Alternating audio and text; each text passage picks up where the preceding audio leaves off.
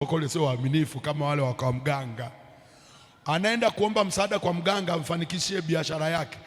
Mganga kimwambia nataka kila mwezi ulete 100,000. Kwanza hatakaji hela. Nataka kila mwezi ulete kuku mweusi mwenye doa jeupe. Atahakikisha azunguke minada yote ya kuku, ampate huyo kuku mpaka apeleke. Kama mganga amesema nataka kondoo au mbuzi mwekundu, atazunguka, haleti mweusi, atahangaika kwa gharama yote apeleke mbuzi mwekundu. Lakini wale wanaotoaga makafara, mganga akisema toa mtoto wako, yuko tayari auwe mtoto wake aliyemzaa. Ndio ile kuna msemo wanasemaga toa mmoja alee wenzake. Haleluya.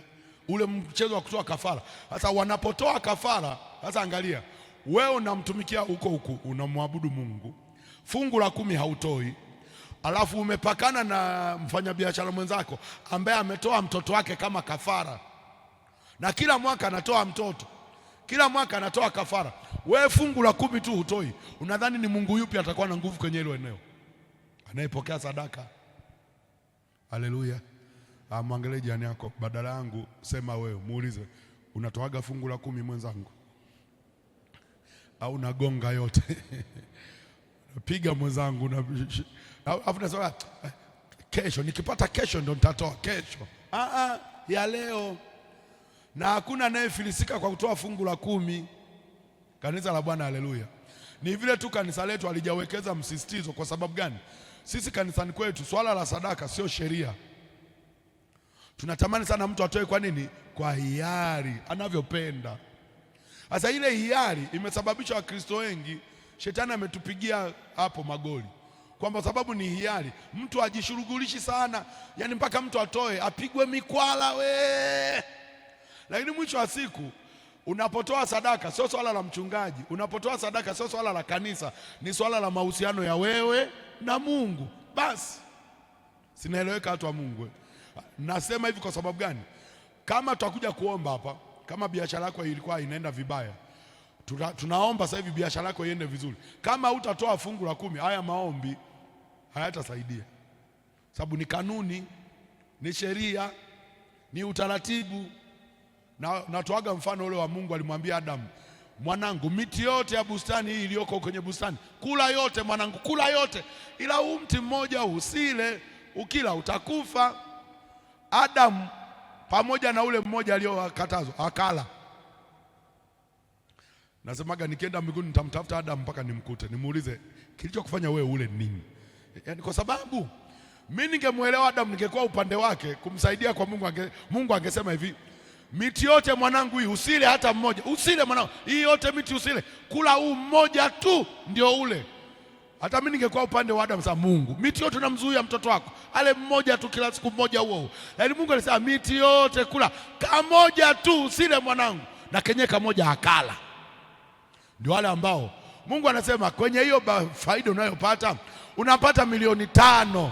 Katika 5,000,000 mwanangu, 4,400,000 yote kula, 500,000 tu leta kanisani, na kenye unagonga.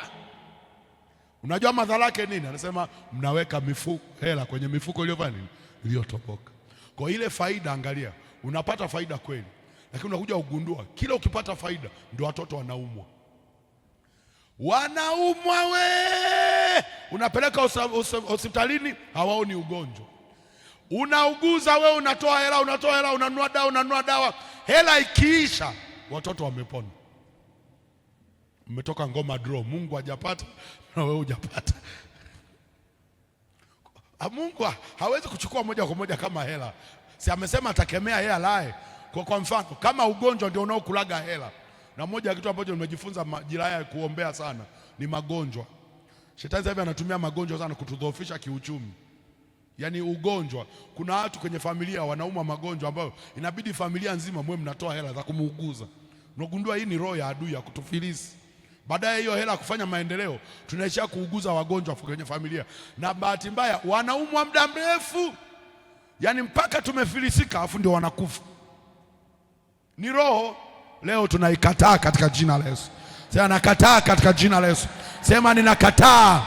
Sema nakataa roho ya magonjwa, iliyotumwa kufilisi uchumi wangu kwa jina la Yesu, kwa damu ya Yesu. Wanaamini waseme amen, na iwe kwako katika jina la Yesu.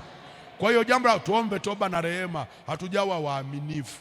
Usijihesabie haki unapoenda mbele za Mungu. Usifanye nini?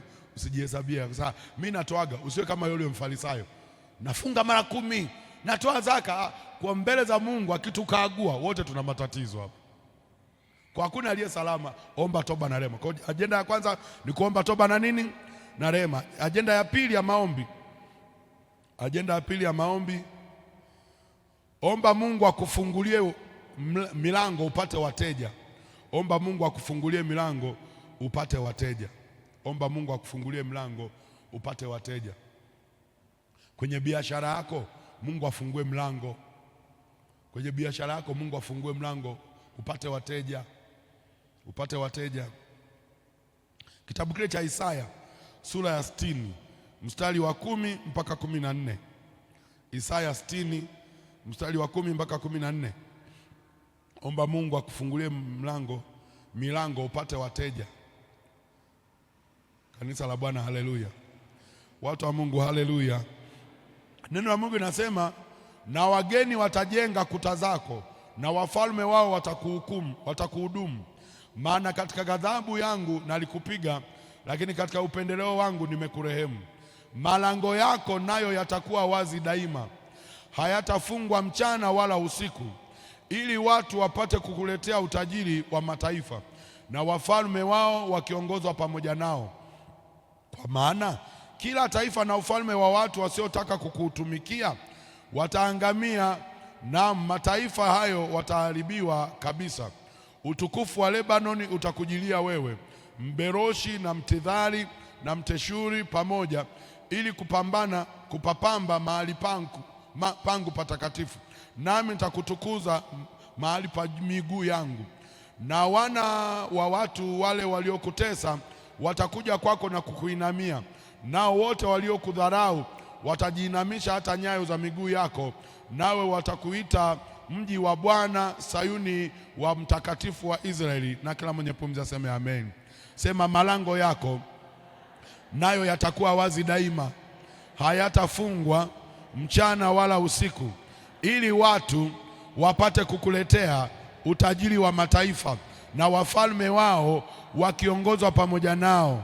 Sema kwa maana, kwa sauti, kwa maana kila taifa na ufalme wa watu wasiotaka kukutumikia wataangamia, na mataifa hayo wataharibiwa kabisa. Na kila mwenye pumzi aseme amen.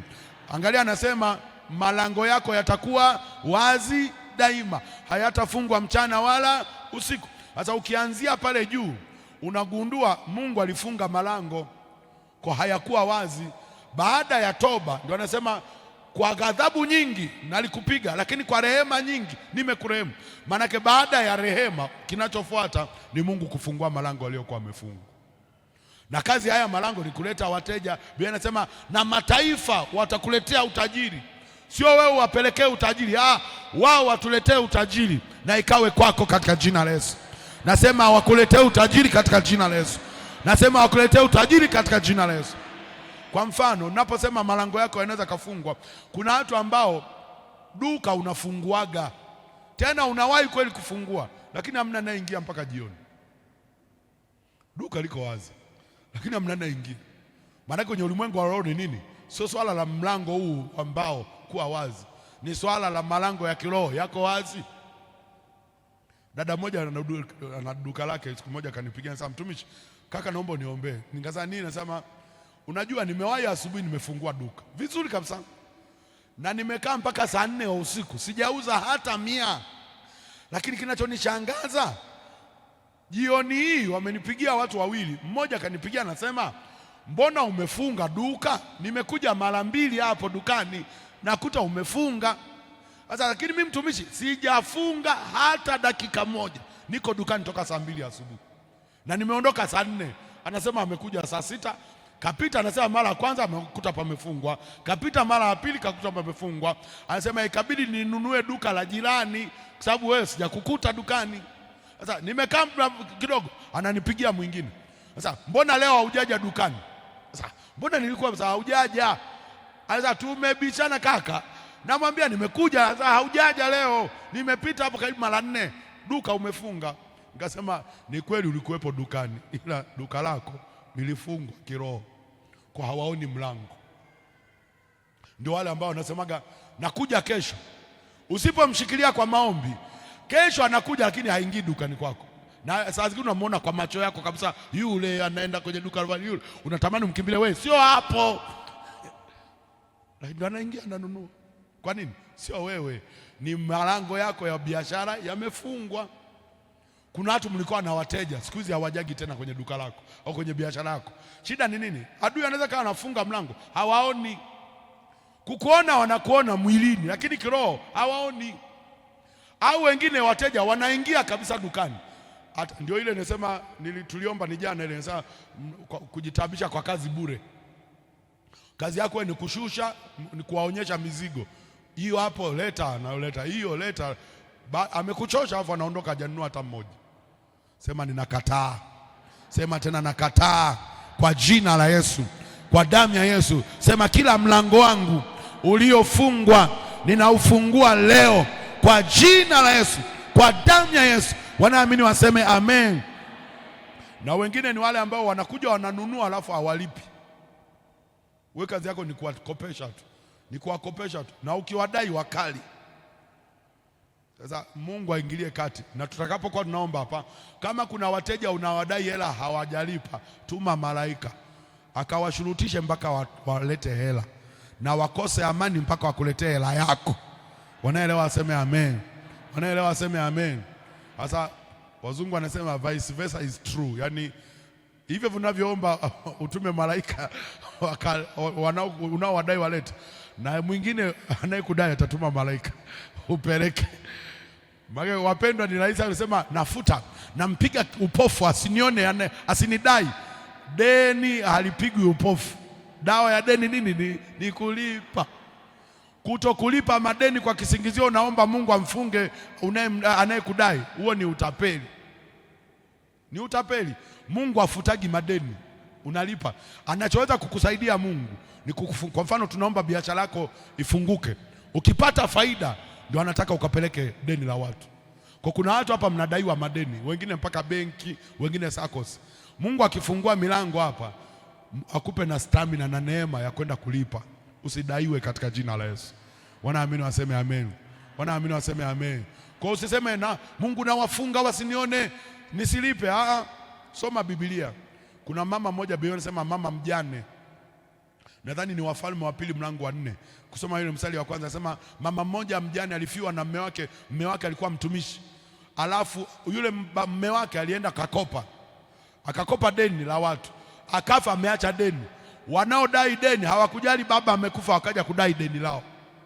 Biblia inasema wakati wanakuja wale kumdai, anasema tupe watoto wako wakatumikie deni la baba yao, walipe deni la baba yao, hatuwachi mpaka wamelipa. Bahati nzuri na Elisha mtumishi akawa anafika. Yule mama anamwambia, baba mtumishi, unajua mume wangu amekufa na alikuwa mtumishi na mmetumika naye, lakini ameacha madeni. Hao nao waona wamekuja kudai deni lao, na anataka wachukue watoto wangu wakatumikie deni la baba yao, wawe watumwa. Afu Elisha akamwambia, una nini nyumbani? Anasema sina kitu ila chupa ya mafuta. Ataleta hiyo chupa. Yule mama ndio akaleta chupa. Biblia inasema Elisha akaiombea chupa. Alipoombea ile chupa, sasa kamimine kwenye vyombo vitupu.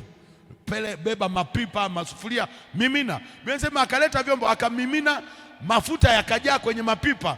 Akamwambia nenda kauze, kalipe deni la watu, inayobaki ndio utumie. Kalipe nini? Deni. Kwa nini? Kwani Elisha alishindwa kumpiga upofu anayodai? Si angesema watu natuma malaika, wewe unayedai mtumishi wa Bwana na kufyeka miguu. Hakufyeka miguu, iombea chupa ya mafuta alipe. Dawa ya deni nini? Kulipa. Haleluya. Utusababishe manunguniko kwa watu wengine pia, si ndio watu wa Mungu? Haya, jambo la tatu, ajenda ya tatu ni tuiongezea ya tatu hapo. Ya pili nimekwambia ni malango yako yafunguke, wateja wafunguke, si ndio? Haya, jambo la tatu, omba Mungu akufundishe kupata faida. Omba Mungu akufundishe kupata faida. Omba Mungu akufundishe kupata faida. Omba Mungu akufundishe kupata faida. Omba Mungu akufundishe kupata faida. Mungu anaweza kukufundisha ukapata faida. Kitabu cha Isaya mlango ule wa 48. Isaya 48 mstari wa 17. Isaya 48 mstari wa 17. Neno la Mungu linasema, Isaya 48 mstari wa 17 anasema, Bwana mkombozi wako mtakatifu wa Israeli asema hivi, mimi ni Bwana Mungu wako, nikufundishaye ili upate faida, nikuongozaye kwa njia ikupasayo kuifuata. Na kila mwenye pumzi aseme amen.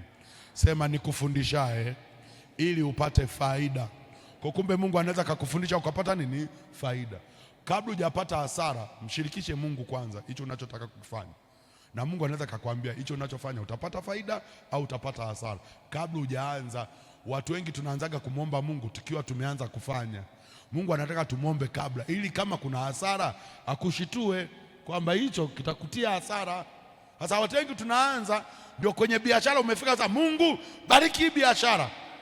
Ukiulizwa, ulimuuliza Mungu hiyo biashara kabla hujaanza? Umejianzia mwenyewe. Kwa ili upate faida, jifunze kumuuliza Mungu na kumwomba Mungu, nifundishe kupata faida, nifundishe lugha ili upate faida. Mungu anaweza kukufundisha mpaka lugha ya kuongea na wateja.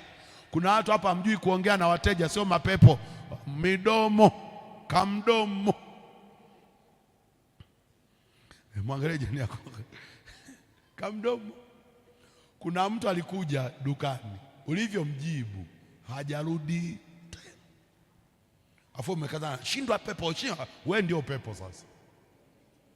Lugha, ongea na watu vizuri. Na kama unajua mwenye roho ya biashara akatagi tamaa, ana roho ya upendo ndani. Mfanya biashara anachekaga na kila mtu. Mfanya biashara yuko tayari acheke hata na adui yake, madam mtu apate hela yake. Wenye visilani biashara inawashinda. Mteja amekuja sasa, nione hiyo nguo. Unashusha, anaangalia sasa, naona hii rangi sio yenyewe, nipe na hiyo. Ile tu sasa, nipe na hiyo, unamwangalia. Unanunua ununui? Mteja sasa, kwa hali hii hapa sinunui kitu. Akisema naomba na hiyo sasa, naona wewe msumbufu, msumbufu. Lakini ambaye ana passion ya biashara, pamoja na usumbufu wa mteja, lakini kuna lugha anaweza kaisema mpaka yule msumbufu akabadilika akawa mzuri. Sasa kwa hali hii bora tu ninunue, nimuungishe. Haleluya. Mwambie jirani yako, ongea vizuri na wateja. Na ili uongee vizuri na wateja, omba Mungu akupe lugha yake. Kwa sababu saa zingine sio kwamba unaongea vizuri vibaya unapenda. Umeshatibuliwa huko na Msigwa kakuvuruga. Afu ndio unakutana na mteja msumbufu. Hasira za Msigwa mme wako zinaisha kwa mteja. Wateja wengine hata mueleweki. Anajiuliza mteja, nimemkosea nini? Kumbe ni hasira za Baba Joyce. Umekuja zalo dukani. Lakini ukiomba Mungu akupe lugha, ataondoa ile hasira ya nyumbani, ataweka lugha yake ndani, ambayo mteja mpaka hakuoni wewe, anaona lugha ya Mungu ndani yako, na mteja atakuja. Si nimeeleweka watu wa Mungu? Simeeleweka watu wa Mungu? Haya, Mungu akufundishe kupata faida katika jina la Yesu. Ajenda ya 4 ya mwisho, shughulikia miungu iliyokaa malangoni kuzuia biashara yako. Shughulikia miungu iliyokaa malangoni kuzuia biashara yako na uchumi wako. Shughulikia miungu iliyokaa malangoni kuzuia biashara yako na uchumi wako.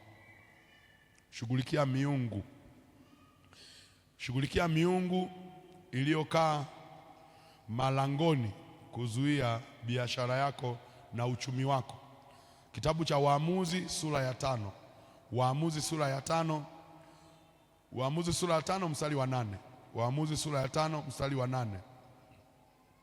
Waamuzi sura ya 5 mstari wa 8.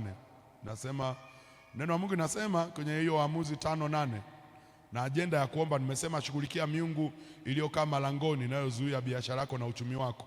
Kwenye Waamuzi 5:8 anasema walichagua miungu mipya, ndipo kulikuwa na vita malangoni. Je, ilionekana ngao au mkuki katika watu 40,000 wa Israeli? Na kila mwenye pumzi aseme amen. Sema walichagua kwa sauti kabisa, walichagua miungu mipya, ndipo kulikuwa na vita malangoni. Kwa hiyo kunaweza kuwa na vita wapi? Malangoni, inayosababishwa na nini? Na miungu mipya. Sasa angalia kwenye maeneo ya biashara, kwa mfano sokoni. Soko lina malango, na kwenye yale malango anatakiwa akae Mungu aliye hai. Watu wa Mungu wasipomruhusu Mungu akakaa kwenye hilo lango, wale wanaotumia uganga na uchawi wanaweka mungu wao langoni. Ukitaka wewe cha Mungu kipite, ile miungu migeni mipya imekaa hapa, hakipiti. Maanake ni kama vile wanauliza, huu mzigo ni wa nani? Huu mzigo wa Kiando anamwabudu Mungu yupi? Anaabudu mizimu ya ukinga. Huyo pitisha mzigo wake, pitisha. Huyu ni nani? Tweve. Anaabudu Mungu yupi? Anaabudu Mungu aliye hai. Huyu anamwabudu Yesu. Sasa huyo zuia. Yule aliye langoni ndio anayeruhusu nani aingie, nani atoke. Kwa hiyo sisi tushughulike na hiyo miungu. Cha kwetu kitapita katika jina la Yesu. Biashara yako itapita katika jina la Yesu. Uchumi wako utapita katika jina la Yesu. Wanaamini waseme amen. Sema, kila miungu iliyokaa malangoni, inayozuia baraka zangu, inayozuia biashara yangu, inayozuia wateja wangu, jioni ya leo ninaiamuru hiyo miungu, toka chia kwa jina la Yesu. Wanaamini waseme amen. Wanaamini waseme tena amen. Hata miungu ndio ile, kwa mfano tulipokuwa naomba toba na rehema, manake kuna vitu vingine sio wewe, ni watu wengine wamefanya, wameruhusu miungu ikakaa sokoni. Na wengine unaweza kushangaa aliyeletaga hiyo miungu, kwa mfano ni sokoni, lakini kuna watu wamechimbia vitu, au umepanga fremu ya mtu ambaye mwenye hizo fremu ana waganga wake, kachimbia kwenye sakafu, na wewe unakuja na mungu mwingine ambaye sio huyo aliyechimbia hivyo vitu. Hapo lazima vita iwake. Kwa nini? Miungu ina wivu. Kama kuna mungu mwingine yuko pale, alafu unaona unakuja na mungu mwingine, hawataruhusu upate faida. Kwa sababu gani? Ukipata faida, miungu atasifiwa huyu mwingine, wakati hapa ni pa kwetu. Kwa vita inakuja hapa, upati kitu. Kwa kama kuna uganga na uchawi mahali, Mungu ashughulike nao katika jina la Yesu. Wanaamini waseme amen. Tuko tayari kwa ajili ya maombi? Tuko tayari? Si umedaka ajenda ngapi? Ajenda ngapi jamani? Nimewaambia muandike, ili unapoomba, kama umesahau, chungulia daftari lako, ili nisikuongoze kuomba, uombe. Sasa nilisema jana, unaweza ukawa huna biashara, lakini unatamani upate nini? Biashara. Kwa hiyo kwa mfano una wazo la biashara, huna mtaji. Kwenye maombi haya omba Mungu akupe mtaji. Anaweza kukupa, hawezi? Sasa nilikwambia jana, kuna malango watu. Mungu anaweza kumtuma mtu akakuletea tu hela from nowhere tu, akakupa hela. Sasa naona huna kazi, unataka ufanye nini? Ndani kanunue maparachichi niuze. Haya, chukua mtaji huu hapo. Maanake Mungu anaweza kumleta mtu akakuletea. Sasa kuna kundi lingine ambalo lina mtaji lakini halina wazo la biashara. Si unajua kuna hao watu hela anayo ila hajui afanye nini. Muombe Mungu akupe wazo. Sawa, watu wa Mungu, muombe Mungu akupe nini? Wazo. Lakini kingine Roho Mtakatifu ananikumbusha hapa, omba Mungu akutenganishe na watu wasiotakiwa kwenye biashara yako. Omba Mungu akutenganishe na watu wasiofaa kwenye biashara yako. Kuna wengine hapa biashara haziendi kwa sababu ya aina ya watu mliowaweka. Wale wa dukani, anauza duka lako, kumbe ana mungu mwingine. Wale ambao mnafanya biashara za ushirika, umeungana kufanya biashara na mtu, kumbe huyo mtu ana miungu mingine na wewe una mungu mwingine, vitu haviendi. Na wakati mwingine sio mapepo. Mungu akitupa neema tutajifunza siku nyingine, lakini kuna mahali Biblia inasema mfalme mmoja anaitwa Ahazia, kama sikosei, ni Ahazia na Yeroboamu au Yehoshafati, kati hao wawili. Lakini Biblia inasema huyu Ahazia alikuwa ni mtu anayefanya mambo mabaya sana mbele za Mungu, na huyu Yehoshafati alikuwa anampenda Mungu. Sasa Yehoshafati akapatana na Ahazia watengeneze merikebu ya kubeba abiria wapate faida. Wakatengeneza ubia, manake business partners, kwamba hii merikebu ni ya watu wangapi? Wawili. Tukipata faida tutagawana. Sasa Biblia inasema Mungu akamtuma nabii akamwambia Yehoshafati, kwa sababu umepatana na Ahazia, mtu ambaye Mungu hataki uwe naye, Mungu anaivunja merikebu yako, hamtapata faida. Ile merikebu haikufanya biashara, tripu moja tu ikavunjika. Sio shetani kaivunja, ni Mungu kaivunja kwa sababu mtoto wake amepatana na mtu ambaye hatakiwi kupatana naye. Mwangalie jirani yako, muulize umepatana na nani? Mfano mwingine ni ule wa Yona. Si mnamfahamu Yona? Si mnamfahamu Yona? Alipanda merikebu ya kwenda wapi? Tashishi. Alafu ilisema ile merikebu ilisema ni merikebu ya kibiashara. Maana waliokuwa wamepanda kwenye merikebu ni wafanya biashara. Wamechukua mzigo, wametulia zao. Wanaenda Tashishi kuuza. Wakaruhusu Yona akaingia ndani. Akakaa kwenye merikebu. Yeye anatakiwa kwenda Ninawi, akapanda merikebu ya kwenda wapi? Tashishi. Waliokuwa pamoja na Yona hawamuulize wewe unaenda wapi? Wanaona si ni abiria tu kama wengine. Kumbe ni kirusi kimeingia kwenye merikebu. Sasa watu wengi hiyo habari ya Yona tunaionaga tu upande wa Yona kwamba alikimbia kazi ya Mungu. Mimi nataka utafakari upande wa pili. Umewahi kuwafikiria wale waliopanda merikebu na Yona, shida walioipata? Kosa sio la kwao. Aliyesababisha kosa ni Yona. Soma Biblia kwenye kitabu cha Yona, ukisoma Biblia inasema hivi, wakati bahari imechafuka, upepo umevuma, ni Yona moja, sura yote ya Yona, Yona moja mpaka 17. Wakati bahari imechafuka, Biblia inasema kila mtu akamwomba Mungu wake, hakujibu. Biblia inasema manahodha wakasema kuliko tufe, hebu tupunguze mizigo kwenye merikebu ili meli iwe nyepesi. Wakabeba, Biblia inasema wakabeba mashehena wakayatupa baharini. Nikuulize swali, kwenye yale mashehena kulikuwa na mzigo wa Yona? Kama hiyo hujaielewa, wanaotorokaga wanabeba mizigo, si itawachelewesha? Na uhakika Yona hakuwa na mzigo, alikuwa na malapa tu. Na ndio maana Biblia inasema upepo ulipovuma, bahari imechafuka, wenzake wanahangaika, jamani tunakufa, tunaangamia. Soma Biblia, Biblia inasema Yona akashuka chini ya merikebu, akajilaza usingizi, akalala 444. Wenzake wanapoteza mizigo, yeye amelala. Kwani hana anachopoteza? Tutafakari pamoja. Tufanye hivi. Ndio wewe umechukua mkopo vikoba, ukaenda kuchukua mzigo Zanzibar, unauleta Mafinga. Upepo unatumwa bahari ya Hindi, bahari inachafuka, alafu manahodha wale madereva sasa, jamani hapa tunakufa jamani, tupunguze mizigo. Wanachukua kamzigo kako kamkopo, wanakabeba, wanakatupa baharini. Saa hiyo hutasikia uchungu kwa sababu unajiokoa na mauti. Alafu baadaye sasa Biblia inasema ni nahodha akamkuta Yona kule chini, alafu akamuuliza wewe ni nani? Huoni kama tunaangamia? Unalalaje usingizi katikati ya dhoruba? Amka, muombe Mungu wako, labda Mungu huyo atatuokoa. Alafu akapiga kura. Walipopiga kura ikamwangukia Yona. Wakamuuliza Yona, tukutende nini ili bahari itulie? Akawaambia nitupeni, mkinitupa tu bahari itatulia.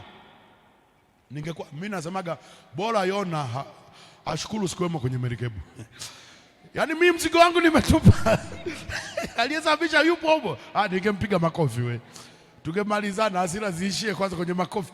Aliyesababisha nimetupa mzigo yuko fofo, anajua kabisa mabaya nawapata kwa sababu yangu, na anajua dawa ya huu pepo ni mimi kutolewa. Hatoki. Kwa nini mpaka aseme nitupe? Si ujitupe mwenyewe.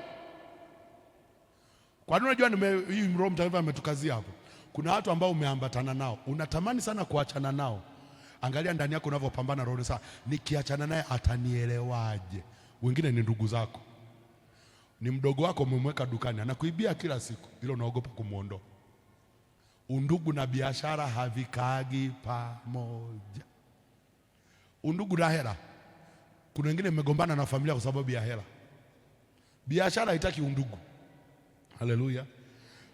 Biblia inasema Yona alisema nitupeni. Ukisoma Biblia mwanzoni, wale hawakumtupa Yona. Biblia inasema wakazidi kupiga makasia, wanamrudisha Yona pwani. Wanaogopa kumtupa. Yeye amesema nitupe, wao wanamrudisha. Mungu akaongeza upepo. Walipona sasa pwani hawaendi, Tashishi hawaendi, wanazunguka pale pale. Cha kufia nini? Jamani, wakasema na Mungu, ugomvi wako na Yona hautuhusu. Haya, mtu wako huyo baba, beba miguu na mikono. Walipomtupa tu, bahari ikafanya nini? Ikatulia. Kuna watu ukiwatupa leo, biashara yako itatulia. Nasema tena, kuna watu ukiachana nao utaanza kupata faida, lakini ukiendelea kuwa nao utapata hasara mpaka utafunga biashara. Leo waachie katika jina la Yesu. Sema leo nawaondoa wote walioambatana na mimi, wasiotakiwa kuwa na mimi. Sema najitenganisha na akina Yona wanaosababisha biashara yangu inayumba kwa jina la Yesu. Wanaamini waseme amen. Wanaamini waseme amen. Si umepata vya kuomba sasa? Haya, tusimame tusukume hayo maombi. Kila siku, kila saa, umwaminifu Bwana. Kila siku, kila saa, umwaminifu Bwana. Kila siku, kila saa, ye Baba, kila siku, kila saa, ye Baba, mwaminifu. Kila siku, kila saa, ye Baba, mwaminifu.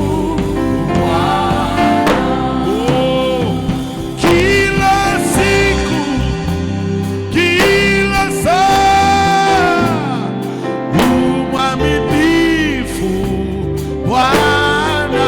Kila siku Baba, kila saa, ye Baba, mwaminifu. Kila siku, kila saa, ye Baba, mwaminifu. Kila siku, ye Baba, ye Baba, mwaminifu Bwana. Sema Bwana Yesu, ninakuja mbele zako, ninaomba rehema, ninaomba toba kwa ajili yangu, ninaomba unirehemu, naomba unisamehe. Inawezekana nilianza biashara bila kukuuliza, nilianza biashara bila kuomba ushauri kwako. Jioni ya leo ninaomba unirehemu sawa sawa na wingi wa fadhili zako, uyafute makosa yangu, maana nimetambua leo, Bwana, sikukushirikisha nilipoanza hii biashara, na matokeo yake napata hasara badala ya kupata faida. Jioni ya leo ninaomba unirehemu, naomba unisamehe kwa damu ya Yesu, kwa jina la Yesu. Na inawezekana sijawa mwaminifu kutoa sadaka kwa ajili ya biashara yangu, sijawa mwaminifu kutoa fungu la 10, na kwa sababu hiyo umeacha alaye, roho ya alaye ipite kwenye biashara, roho ya hasara, roho ya kufilisika ipite kwenye biashara yangu. Jioni ya leo ninaomba rehema, ninaomba toba kwa damu ya Yesu, kwa damu ya Yesu, kwa damu ya Yesu, kwa damu ya Yesu.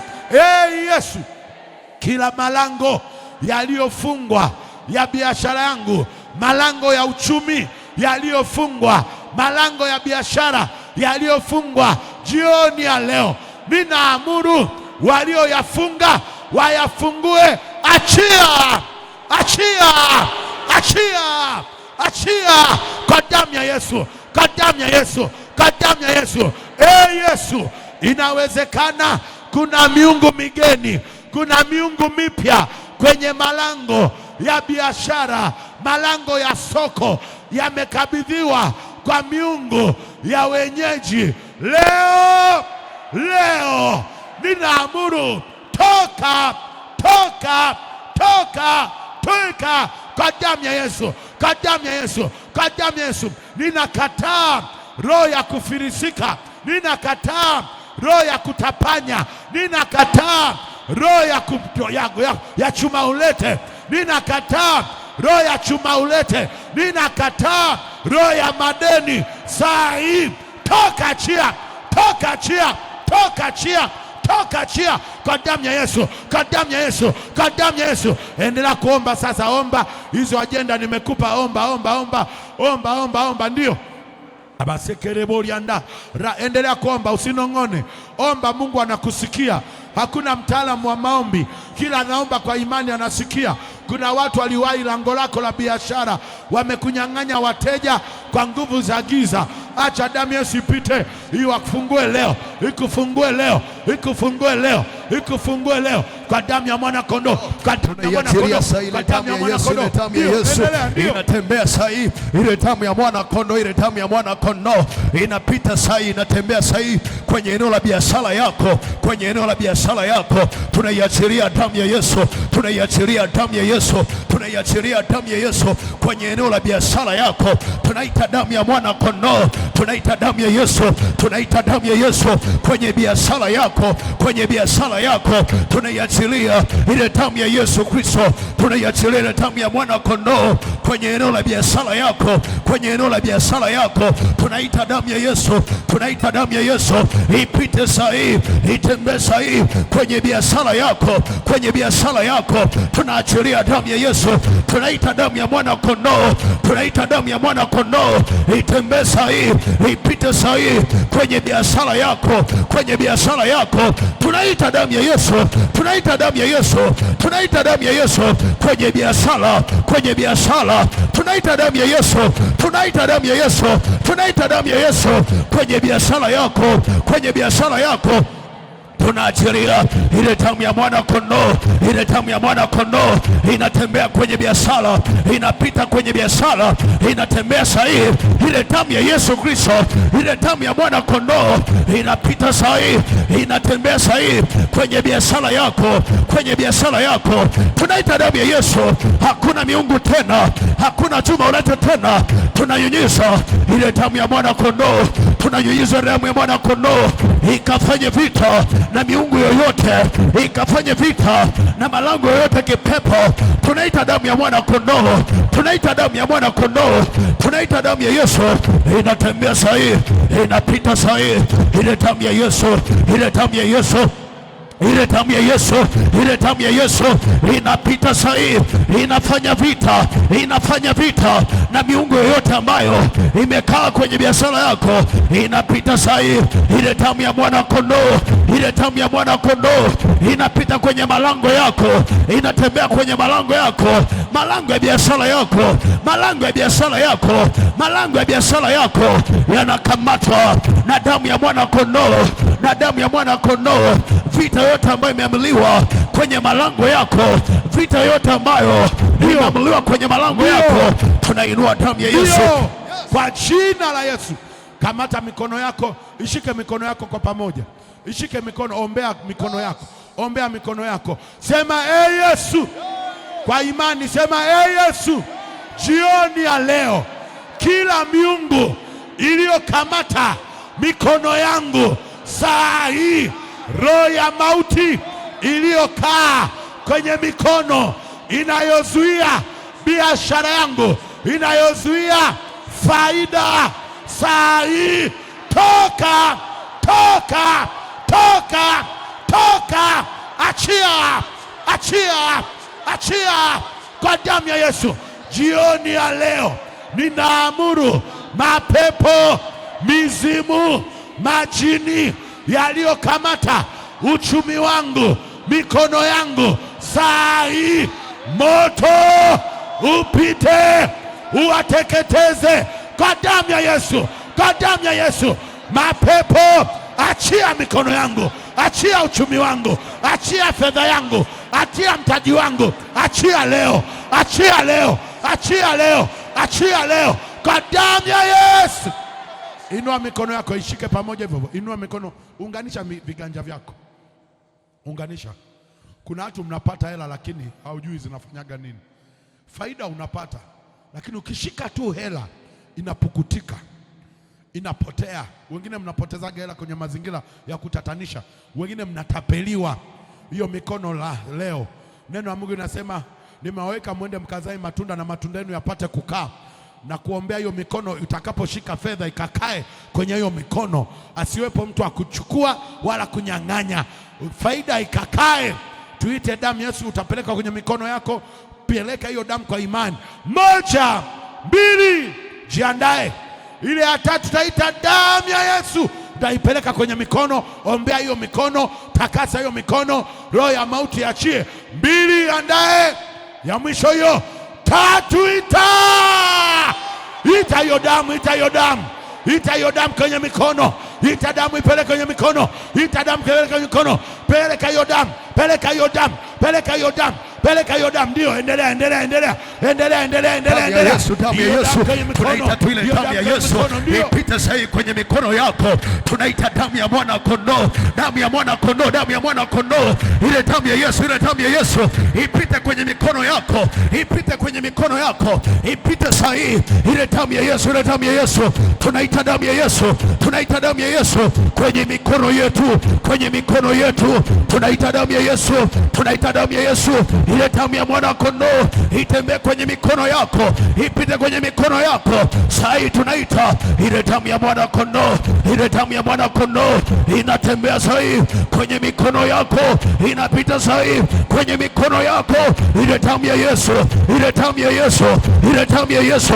Tunaita damu ya Yesu, tunaita damu ya Yesu, ipite kwenye mikono yetu. Roho yote ambayo imewekwa kwenye mikono yetu, roho ya hasara, roho ya mauti, tunaita damu ya Yesu, tunaita damu ya Yesu kwenye mikono. Roho ya kutapanya, roho ya kutapanya, tunaita damu ya Yesu, tunaita damu ya Yesu kwenye mikono, kwenye mikono. Ile damu ya mwana kondoo ipite juu yako sasa, ipite juu yako sasa. Tunaachilia damu ya Yesu ipite ndani yako, ipite ndani yako. Damu ya Yesu itembee ndani yako, ipite ndani yako. Damu ya mwana kondoo, damu ya mwana kondoo ishughulike na mapoza yaliyowekwa kwenye mikono, haishughulike na hasara iliyoachiliwa kwenye ndio, kwa damu ya mwana kondoo, kwa jina la Yesu. Ewe mauti, ewe mauti, toka, achia, toka, achia, toka, achia, toka, achia. Achia mikono ya huyo mama, achia mikono ya huyo baba, achia mikono ya huyo kijana, achia, achia, achia kwa damu ya Yesu, kwa jina la Yesu. Inua mikono tena, sema Bwana Yesu, ninajitabilia mwezi wa 7 tunaoanza kesho, biashara yangu itachanua, itastawi. Mwezi wa 8 itachanua, mwezi wa 9 itachanua, mwezi wa 10 itachanua, wa 11 itachanua, wa 12 itachanua kwa damu ya Yesu. Wanaamini waseme amen. Pigia Yesu makofi ya shukrani. Chapia Yesu makofi ya shukrani. Chapia Yesu makofi ya shukrani. Chapia Yesu makofi ya shukrani. Shukuru Mungu. Hayo makofi hayatoshi kama nampigia Yesu. Kama naamini amesikia ulichoomba, na ikawe kwako, iwe kwako, iwe kwako, iwe kwako kwa jina la Yesu. Bora ndaraba sekete. Riko koria ndarabaka. Haleluya. Pokea utukufu Bwana. Unaweza kurudi kwenye nafasi yako ukiendelea kumshukuru Mungu. Amini Mungu amesikia ulichoomba, na biashara yako itaongezeka, itastawi. Wateja waliokukimbia Bwana anawarejesha, na anarejesha wengine wapya usiowajua kwa jina la Yesu Kristo Nazareti hai. Peke yako pokea utukufu. Pokea utukufu.